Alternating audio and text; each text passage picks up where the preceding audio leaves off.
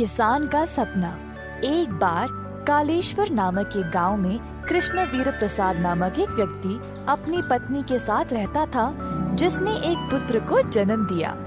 अपने पुत्र के नामकरण के दिन उसको हरि प्रसाद का नाम दिया गया। गांव के सारे संत, ज्योतिषी और धार्मिक साधु जो इस नामकरण के उत्सव पे आए थे, सबों ने ये बोला कि हरि प्रसाद बड़ा होकर अपनी परिवार की संपत्ति को तिगुना कर देगा।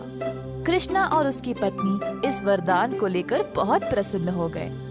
अब बचपन से ही हरि प्रसाद ये सुनते आ रहा था कि उसके कारण परिवार की संपत्ति तिगुना हो जाएगी, तो वो बहुत अमीर बनने के सपने देखते देखते बड़ा हुआ। उसकी इच्छा थी कि वह कई जमीनों का मालिक बनेगा और भोरी भोरी पैसे कमाएगा। हरि प्रसाद 21 साल का हो गया जब उसके पिता ने घर और कारोबार की सारी जिम्मेदारी उस पर सौंप दी और उसका विवाह भी करवा दिया। काम की जिम्मेदारी लेने के बाद वह आलसी बन गया। फसल की देख रेख करने के बजाय वह खेत में आराम करता था, दोस्तों के साथ गप्पे मारते हुए। इसी तरह दिन बीत गए और अंत में सब खराब हो गया। कृष्णवीर प्रसाद ने ये देखा और अपने बेटे को बुलाया। हरि प्रसाद, मुझे लगा तुम उत्तम रूप से अपनी जिम्मेदारी निभाओगे और घर गृहस्थी अच्छे से संभालोगे। मैंने तुम पे विश्वास किया कि तुम मेरा नाम रखोगे, पर तुमने तो सब बर्बाद कर दिया। मुझे बहुत दुख है इस बात का। पिताजी, आप सब लोगों ने ही तो कहा था कि मेरे जन्म की वजह से इस परिवार की संपत्ति तिगुना हो जाएगी। मैंने ना आपका नाम खराब किया ना कुछ। मैं तो हर रोज समय पे खेत पे भी जाता हूँ। ओह मेरा भोला बेटा, अगर तुम दिल और दिमाग लगाकर काम करोगे तभी हमारी अच्छी फसल उगेगी ना। अगर तुम केवल खेत पर जाकर कुछ भी नहीं करोगे तो फायदा कहाँ से आएगा। अगर तुम ऐसे ही करते गए तो हमारा पैसा, खाना, धन सब खत्म हो जाएगा। अभी तो जागो और अपना कर्तव्य निभाओ।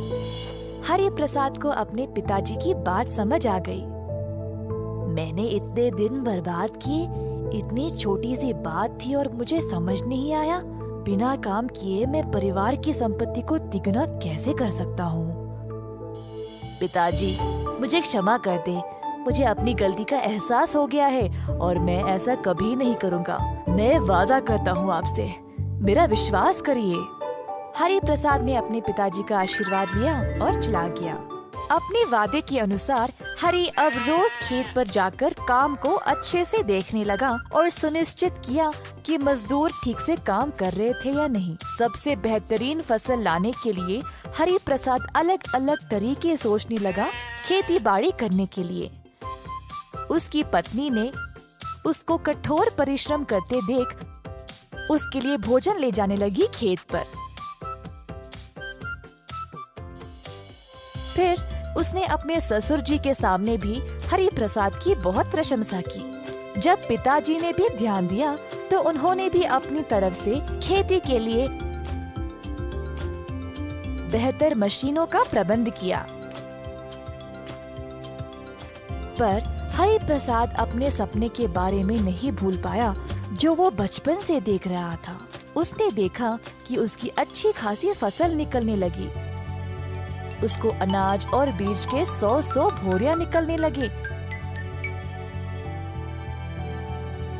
परंतु हरि प्रसाद संतुष्ट नहीं था, क्योंकि उसका सपना और भी बड़ा था।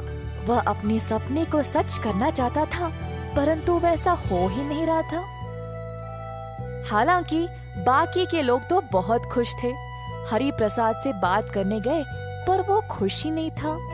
उसके पिताजी की प्रशंसा भी काफी नहीं थी उसका मन बदलने के लिए।